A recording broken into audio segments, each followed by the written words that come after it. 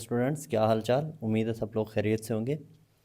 हम पढ़ रहे हैं वेक्टर्स में आज हमारा है लेक्चर नंबर 2। लेक्चर नंबर 1 के अंदर हमने वेक्टर्स की डेफिनेशन को पढ़ा था, क्या होते हैं वेक्टर्स, उनकी टाइप्स को देखा था, उनके करैक्टरिस्टिक्स को स्टडी किया था, स्केलर वेक्टर में डिफरेंस और उनकी इंपॉर्टेंस को हमने बड़े ही अच्छे से डिटेल में डिस्कस किया था। आज है हमारा सेकंड लेक्चर। इस लेक्चर में हम देखेंगे कि अगर आपको एक वेक्टर गिवन है, दो गोल हैं आज के लेक्चर के। अगर आपको एक वेक्टर गिवन है तो उससे आपने उसके रेक्टेंगुलर कंपोनेंट्स फाइंड आउट करने हैं। अगर आपको रेक्टेंगुलर कंपोनेंट्स गिवन है तो उससे किस तरह से आप एक वेक्टर फाइंड आउट कर सकते हैं। सो ये बहुत ही इंपॉर्टेंट टॉपिक्स हैं और बहुत ही बेसिक हैं, ईजी हैं। तो इनको हम स्टार्ट करते हैं। फर्स्ट गोल हमारा वेक्टर गिवन है, उससे रेक्टेंगुलर कंपोनेंट्स फाइंड आउट करने हैं। देखिए, अगर आपके पास एक्स वाई कोऑर्डिनेट सिस्टम के अंदर कोई एक पॉइंट आप ले लो, कोई एक पॉइंट ले लो, यहाँ पे पॉइंट पी है आपका। इस पॉइंट का ओरिजिन से डिस्टेंस है, एक वेक्टर से हम डिस्प्लेसमेंट है, डिस्प्लेसमेंट वेक्टर से हमने यहाँ पे शो कर दिया है। इसका डिस्टेंस यहाँ से, यह डिस्प्लेसमेंट है डी। अब देखो, इस पॉइंट को अगर आप एक्स और वाई के साथ कंपेयर करो ना, तो ये पॉइंट जो है ओरिजिन से जब यहाँ तक आया तो इसने एक्स के अलॉन्ग भी डिस्टेंस कवर किया, वाई के अलॉन्ग भी। सो एक प्रोजेक्शन ड्रा कर दो जिससे आपको पता चलेगा कि एक्स के अलॉन्ग कितने पॉइंट्स क्या है। फॉर एग्जांपल यहाँ पे आपको कैलिब्रेशन गिवन है 1 2 3 4, तो ये यहाँ पे कहीं 3.5 किलोमीटर मीटर जो भी डिस्प्लेसमेंट 3.5 यूनिट्स इसने मूव करा एक्स एक्सिस के अलॉन्ग। तो यहाँ पर भी कैलिब्रेशन गिवन होती हैं ग्राफ पेपर के ऊपर।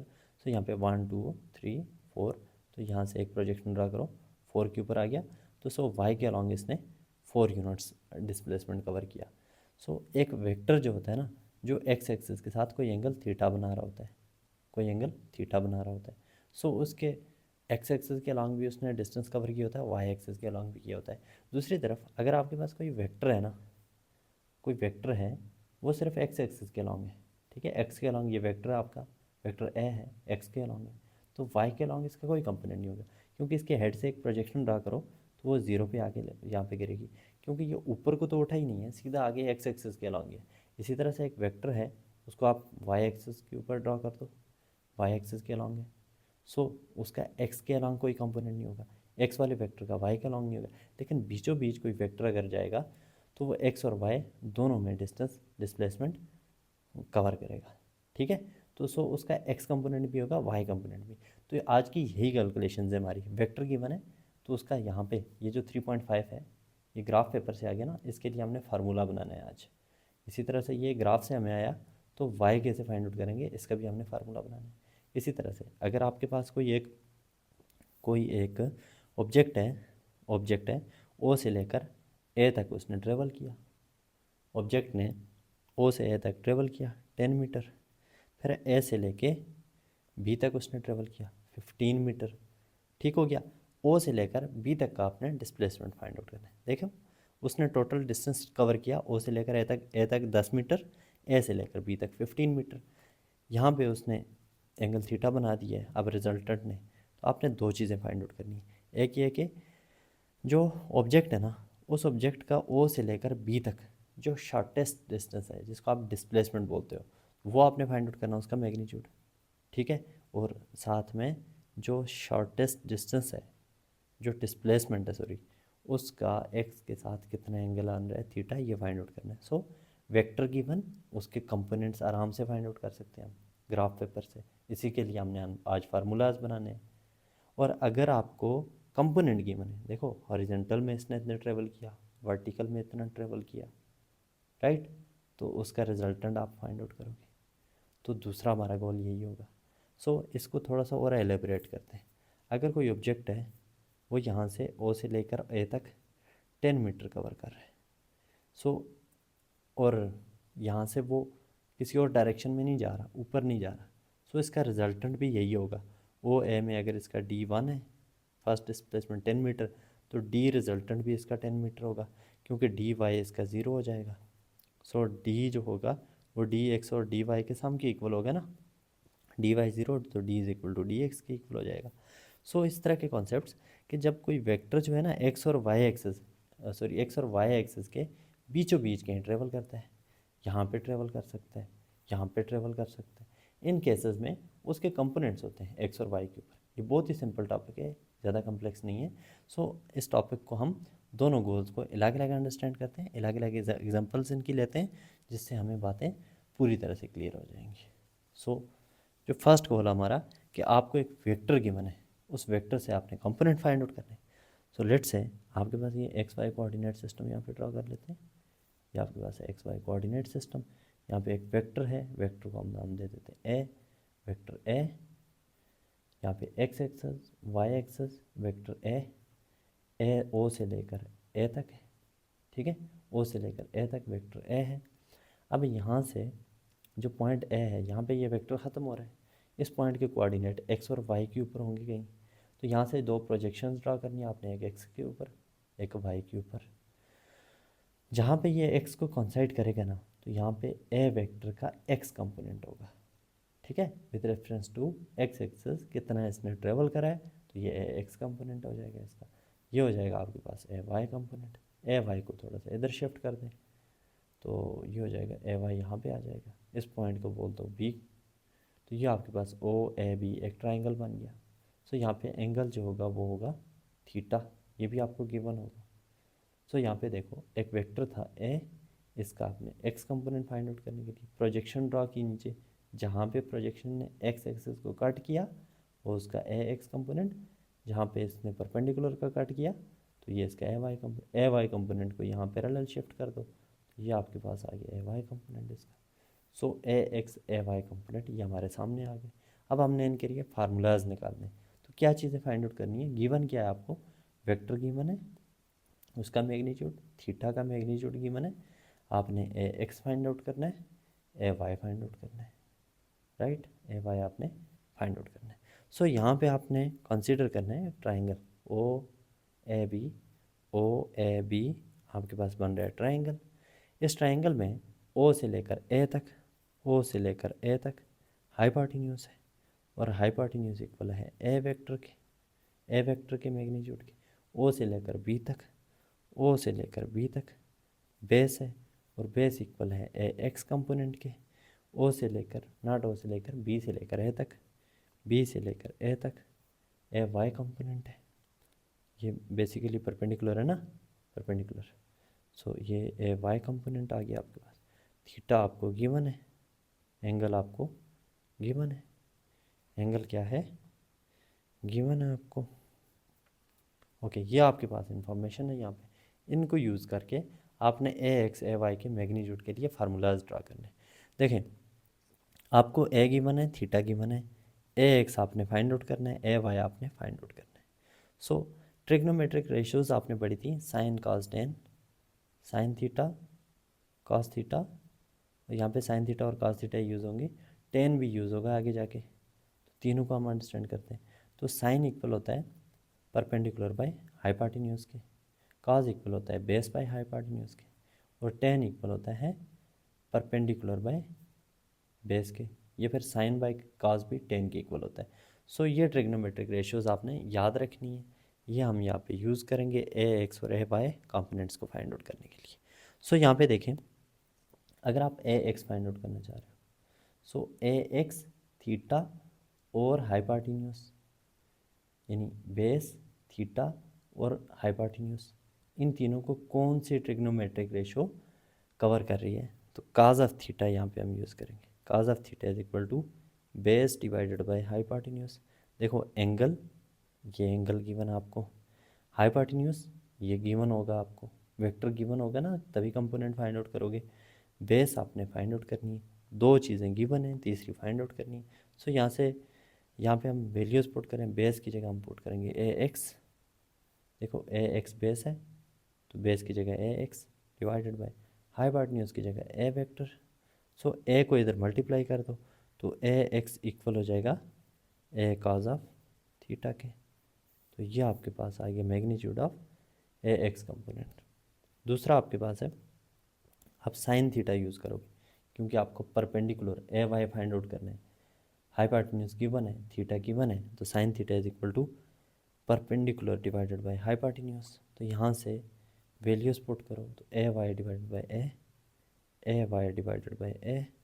सो यहाँ से ए वाई इक्वल हो जाएगा ए साइन ऑफ थीटा के। सो ए इधर मल्टीप्लाई हो जाएगा ना, तो ये आपके पास दो फार्मूलाज बन गए। फर्स्ट फार्मूला आपका एक्स कंपोनेंट का मैग्नीट्यूड फाइंड आउट करने के लिए, सेकंड फार्मूला वाई कंपोनेंट का मैग्नीट्यूड फाइंड आउट करने के लिए। सो यहीं पे हम एक एग्जांपल देख लेते हैं जिससे आपको बात पूरी तरह से समझ आ जाएगी। एग्जांपल यह है कि आपको एक फोर्स गिवन है, F is equal to 12 newton, 12 newton की फोर्स है, और आपने फाइंड आउट करने है इसका हॉरिजेंटल कंपोनेंट Fx और Fy फाइंड आउट करना है।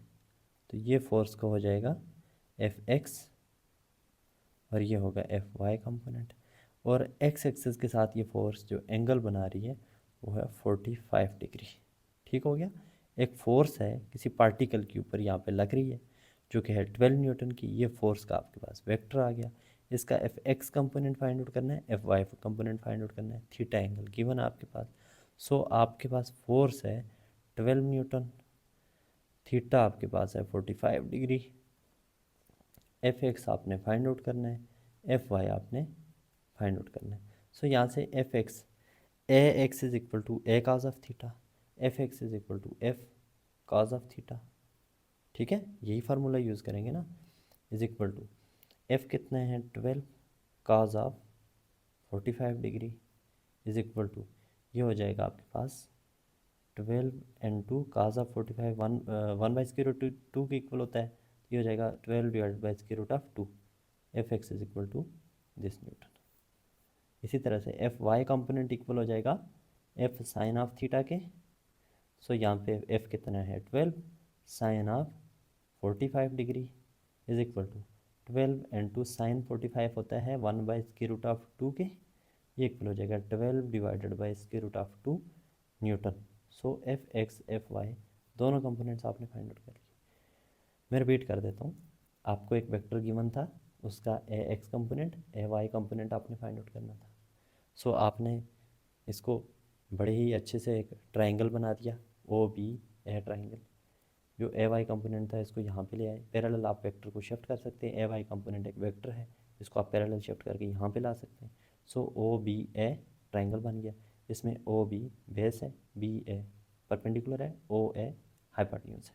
सो ट्रिग्नोमेट्रिक रेशियोज में cos थीटा आप यूज़ करोगे बेस बाय हाइपोटेन्यूज, जिससे आप ए एक्स कंपोनेंट फाइंड आउट कर लो।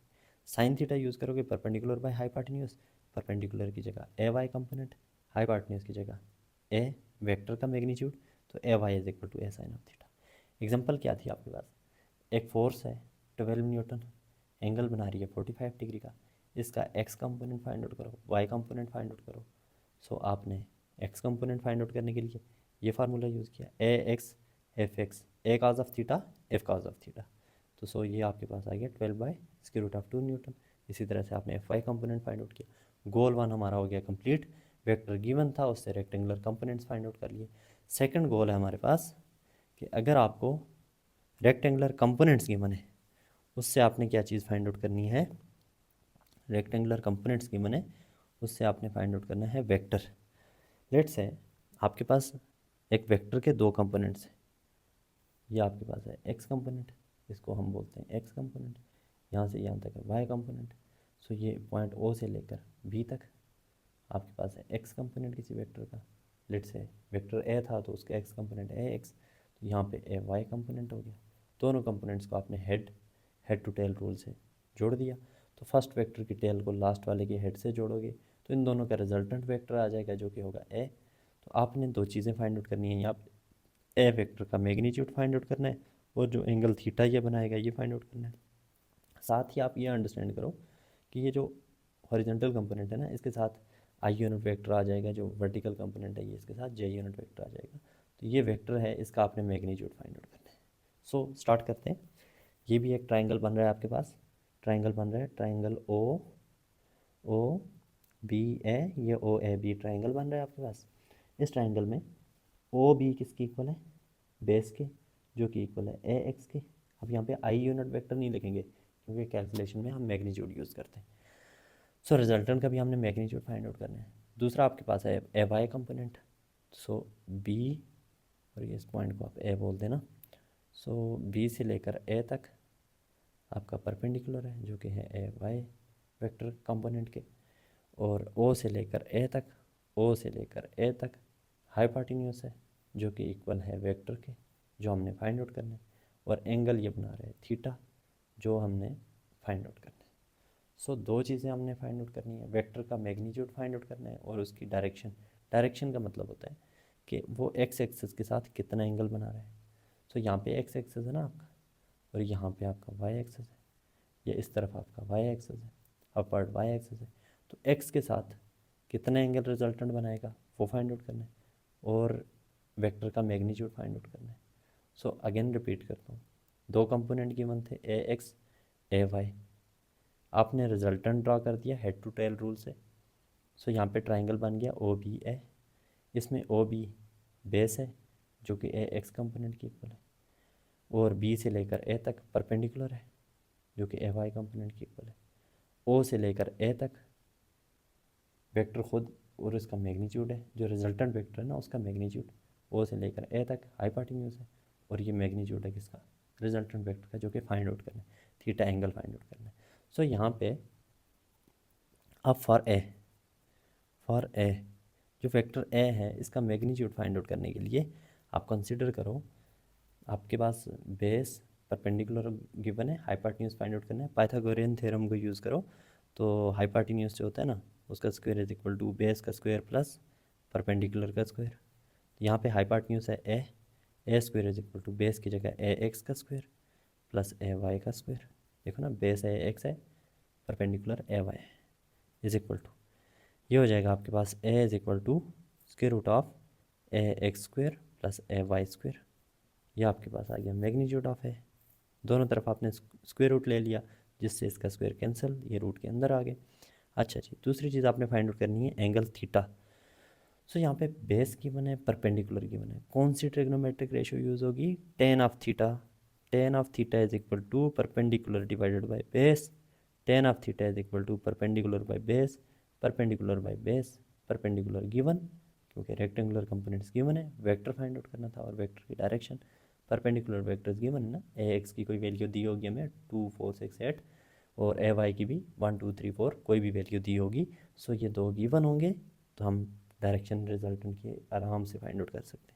सो थीटा यहाँ से इक्वल हो जाएगा टेन इनवर्स ऑफ, परपेंडिकुलर की जगह पुट कर देंगे ए वाई, और बेस की जगह पुट कर देंगे ए एक्स, क्योंकि परपेंडिकुलर इक्वल है ए वाई के, बेस इक्वल है ए एक्स के, राइट।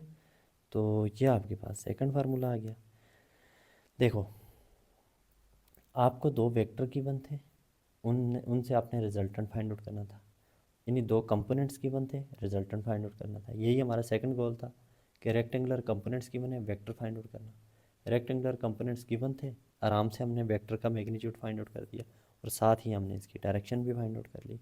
सो मैग्नीट्यूड जो है ना वेक्टर का, वो इक्वल है A x square horizontal component का स्क्वायर प्लस वर्टिकल कंपोनेंट का स्क्वायर और स्क्वायर रूट, और जो एंगल होगा रिजल्टेंट का with respect to x axis वो ए वाई और ए एक्स के टेन इनवर्स के इक्वल होगा, राइट।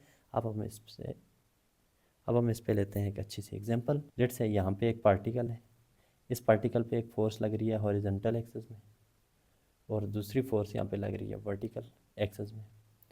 ये फोर्स का कंपोनेंट होगा एफ एक्स। लेट्स से हम कह देते हैं कि ये 3 न्यूटन है। ये एफ वाई कंपोनेंट है जो कि 4 न्यूटन की इक्वल है। आपने दो चीज़ें फाइंड आउट करनी है। देखो, फोर्स के दो कंपोनेंट आपको गिवन है। आपने एक तो रिजल्टेंट फोर्स एफ का मैग्नीट्यूड फाइंड आउट करना है, और दूसरा आपने यहाँ पे एंगल थीटा फाइंड आउट करना है, राइट। तो आपके पास क्या क्या गिवन है, F X is equal to 3 newton, F Y is equal to 4 newton, और आपने एफ फाइंड आउट करना है और थीटा एंगल फाइंड आउट करना है। सो देखो, A is equal to square root of A x square plus A Y square, जो resultant है वो इक्वल है square root of horizontal component का स्क्वायर प्लस वर्टिकल कंपोनेंट का स्क्वायर। सो यहाँ पे रिजल्टेंट क्या है, F is equal to square root of F X square plus F Y square. F X आपके पास हॉरिजॉन्टल कंपोनेंट है, इसका स्क्वायर प्लस वर्टिकल कंपोनेंट का स्क्वायर इज इक्वल टू, ये आपके पास कितना है, 3 का स्क्वायर प्लस 4 का square is equal to F is equal to 5 newton आ जाएगा। ठीक है, रिजल्टेंट फोर्स आ जाएगी 5 न्यूटन, क्योंकि 3 का स्क्वायर 9, 4 का स्क्वायर 16 हो जाएगा 25, square root of 25 is equal to 5। दूसरा आपने थीटा फाइंड आउट करना है। ये जो रिजल्टेंट फोर्स है इसका एक्स एक्सिस के साथ कितना एंगल होगा theta, which is equal to tan inverse of A Y over A X, perpendicular divided by base. तो यहाँ पे परपेंडिकुलर क्या है, F Y divided by F X, which is equal to tan inverse of F Y कितना है 4 newton, F X है 3 newton, which is equal to theta is equal to tan कब होता है 4/3, जब थीटा हो 53 degree. So ten inverse of 4/3 is equal to 53 degree. So इस फोर्स का रिजल्टेंट फोर्स का मैग्नीट्यूड आपके पास कितना आ गया 5 न्यूटन, और ये 5 न्यूटन की रिजल्टेंट फोर्स एक्स एक्सिस के साथ एंगल बनाएगी, कितना बनाएगी 53 डिग्री। अब इसका मतलब क्या है, यहाँ पे पड़ा था एक पार्टिकल, इस पार्टिकल पे अगर आप दो फोर्सेस लगाते हो, एक लगाते हो इस तरह इस डायरेक्शन में 3 न्यूटन, दूसरी फोर्स यहाँ पे लगाते हो 4 न्यूटन, तो इस पार्टिकल पे जो इम्पेक्ट आएगा ना, इफेक्ट आएगा इन दो फोर्सेस से, वही इफेक्ट आएगा अगर आप 5 न्यूटन की फोर्स 53 डिग्री पे इस तरफ लगाते हो। सो इन दो फोर्सेस का जो कंबाइंड इफेक्ट है वो इस एक फोर्स के इफेक्ट के इक्वल है। तो यही होते हैं दो कंपोनेंट का रिजल्टेंट, रिजल्टेंट से दो कंपोनेंट, दोनों के इफेक्ट सेम होता है, सिर्फ डायरेक्शंस डिफरेंट होती है। सो सेकंड गोल आपको समझ आ गया। सेकंड गोल में आपने क्या करना था कि आपको एक वेक्टर के कंपोनेंट्स गिवन है, उस कंपोनेंट से आपने वेक्टर फाइंड आउट करना और उस वेक्टर की डायरेक्शन। इस पर हमने एक अच्छी सी एग्जांपल ले ली कि आपको दो वेक्टर गिवन है, F X is equal to 3 newton, F Y is equal to 4 newton, दोनों एक दूसरे के परपेंडिकुलर है, म्यूचुअली परपेंडिकुलर है, इसलिए हम इनको बोलते हैं रेक्टेंगुलर कंपोनेंट्स है। इनसे आपने रिजल्टेंट फाइंड आउट कर लिया और रिजल्टेंट फोर्स आपने फाइंड आउट की जो है 5 न्यूटन, थीटा इक्वल हो गया 53 डिग्री। आई होप आपको ये टॉपिक अच्छे से समझ आ गया होगा। इसके रेलिवेंट अगर आपको बुक की एक्सरसाइज में कोई प्रॉब्लम्स मिलती हैं आप उनको भी सॉल्व करो, और मिलते हैं नेक्स्ट वीडियो में।